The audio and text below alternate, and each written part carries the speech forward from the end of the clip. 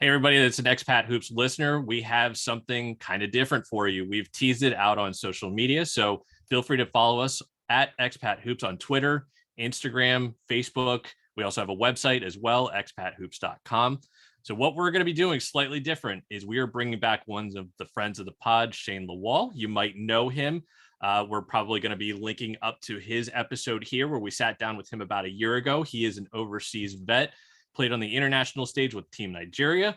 He played in several seasons in EuroLeague, which is the top league outside of the NBA. If you don't already know that, he played with Sassari and with Barcelona. So what we're bringing in him, and we're going to be bringing in Jordan Watson and Porter Troop as well for certain prospects. We're going to be evaluating some of the international players in the draft from the international players' perspective to let you know what the rule changes are that the guys will have to deal with in the NBA, what they might have to adjust to stylistically. Whatever it is, you're going to hear it directly from the players that have played on the international stage, and they're going to be breaking them down for us. So today we have Shane Lawal. Like I said, he is a vet of several seasons overseas, Team Nigeria. He is an excellent big. Take a look at some of the YouTube highlights, and he is going to be breaking down an intriguing big in this draft class, Kai Sotto. So welcome back, Shane. Hey, thank you guys for having me.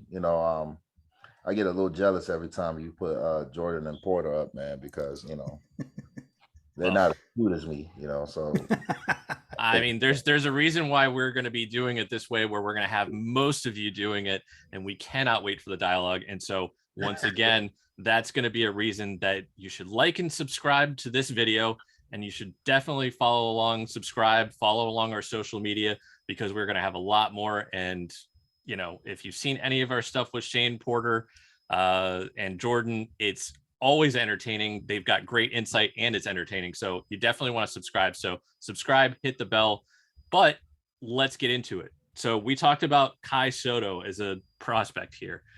He's been playing this last season with Adelaide 36ers in the NBL, a league that's getting incredibly good at a rapid pace. He's still only 19 years old.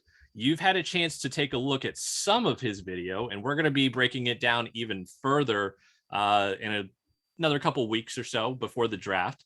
But first impressions, what do you see out of him? Man, I hate when people use this word, but I'm really intrigued. I'm intrigued by him because I think in this NBA, if he has the right I think the biggest thing for him is who is your Batman, right? If he gets a pass first Batman, he can be very, very good in the NBA. You mean like this Batman right here? Oh, that's crazy. I didn't even notice. I didn't either.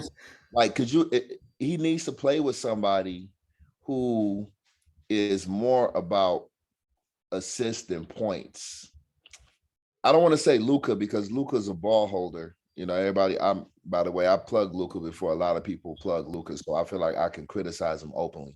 But Luka is ball dominant. If he gets Kai Sotto can be really good if he's able to play to his offensive strengths. If he gets more touches than not, I think he can really be good in the NBA. Like, there's so many things about him that's like, draft him. He's a lefty. Whenever you got to draft lefty. Oh, we knew this was coming. Who else is a lefty? Come on, full disclosure. No, seriously, because when you're playing the NBA and you have somebody that's a scorer, you're going from guarding a bunch of players, and then you have a guy that can score that faces up the other way. I'm telling you, like it throws you off. Like, his face-up game is elite for a 19-year-old kid. He faces up like he's 6'9", 6'10". He reminds me of Deshaun Sims, played at Michigan. And I know this from just personally getting work. He's going to catch you in the short corner. He's going to open up into it. He actually plays a little bit like I like to play, but he likes to play off the other block. I like to play off the left block so I can drive middle to come back into a baseline shot off the glass, or drive middle into a left-hand hook. He actually likes to play on the right block, which is different. He likes to play on the right block so he can jab baseline and either into his shot or attack middle to come back into his left, which most lefties don't do. Most lefties, we like to go, we want to play on the other block so we can go middle to our left. So it's weird. So, what that tells me randomly is that he probably prefers to drive middle right into a jump shot with his left hand. Like, I'm sorry, but like if I'm driving this way, my right hand, so I can shoot with my left back to the middle just to shoot over you. But he's a really good mid-range shooter. So he literally at 7'2" can just catch it, face up to you, and just shoot over you. Right. So he can literally spend the first 4 or 5 minutes of a game just knocking down shots to get his rhythm. And then once you try to take that shot away, which is stupid anyways, because he's 7'2", he's got a good shot fake, good jab game, and then he gets downhill and he's got good footwork, real good footwork. He can, most lefties, we like to drive right. So he likes to drive right, which is a very good thing about him.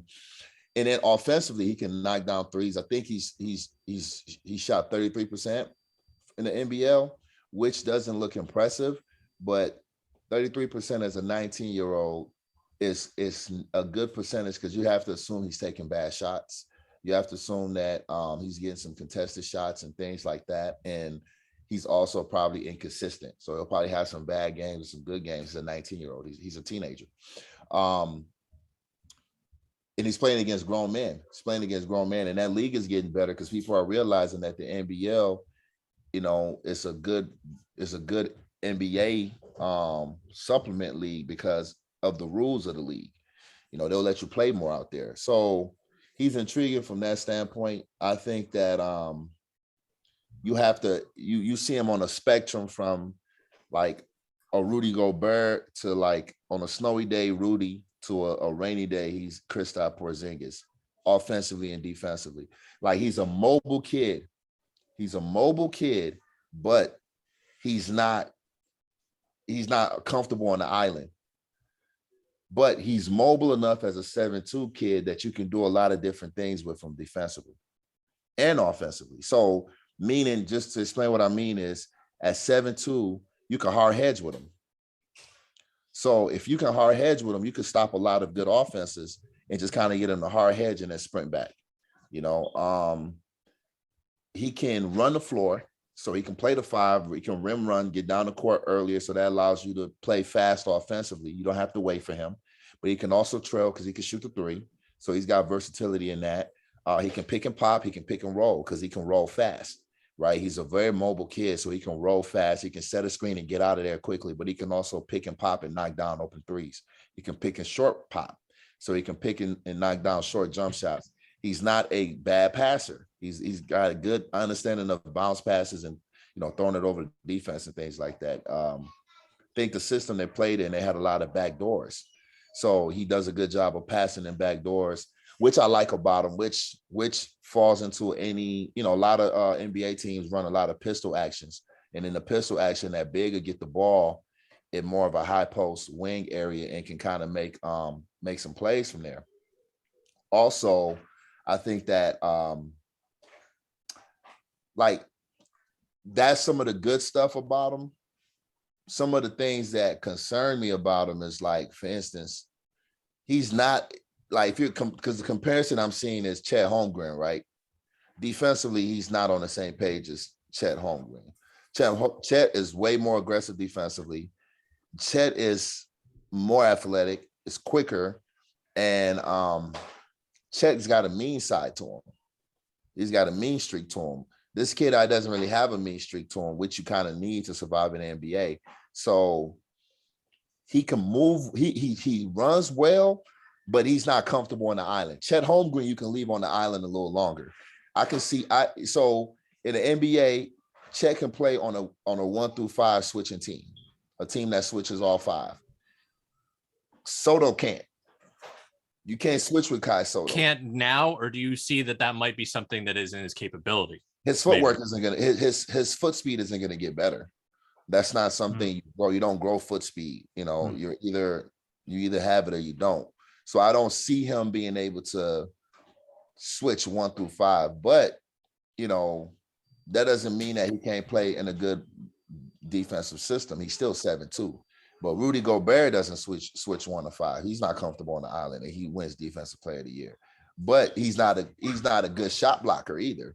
He can protect the rim, but he's not consistently his shot blocking numbers aren't consistently there. Like Chet Holmgren can block a shot by being at the basket, but Chet can also be 5 feet away from the basket, turn, take one step and block your shot.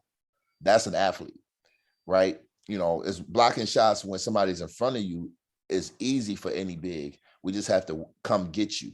But if I have to move and get to a different spot and then still block a shot at an angle or turn over a shoulder, that's a different talent, right? So like Chet Holmgren, if you go look at his highlights, you'll see clips of him doing something on the perimeter or doing something in the short corner or in a high post or in the mid post, and then a pass is made to his man, and then he takes one step, he shifts 1 foot over, jumps and blocks the shot. That's a rim protector. That's elite. But, being just at the basket and then when somebody comes to you, you block it. It's still good, but it's not the same thing. But then offensively, he has the potential to be better than Chet, but Chet can go through his legs. Like Chet got baby Durant in him a little bit, right? Chet got great ball skills, and we've seen what Chet has done. Even though he's doing against other college kids, it's still the NCAA. So we've seen what Chet can do offensively. So I think he can rival Chet Holmgren. And I feel like if you're trying to get Chet Holmgren in the draft and you're not going to get him, I'll take Kai Sotto. So like, if I know I can't get Chet Holmgren in the first round, I don't mind taking Kai Sotto maybe late in the first or like early in the second. And if that's my system, right? If my system is, I need a stretch 5. He's a stretch 5. He can't play the 5. There's different. He can't play a traditional 5. He's not Joel Embiid. He needs another 100 pounds. He can't play. He can't body anybody at the block. He can't post anybody up. He's not somebody you want to consistently pick and roll. He's not durable enough for that. But if you're going to bring him out there, stretch some defenses, try to create some mismatches where you're bringing that big man out because he can catch and shoot, things like that, it can be very helpful. Another person I see a little bit in him is Brook Lopez, a skinny Brook Lopez. Later in his career, not early, later in his career, where he's just a guy that's consistently shooting threes. He can be that a little bit. Hello, and thanks for watching. Be sure to give the video a like, and you can watch more videos over here. You can also click subscribe over here so you're notified when we have new content here on Expat Hoops.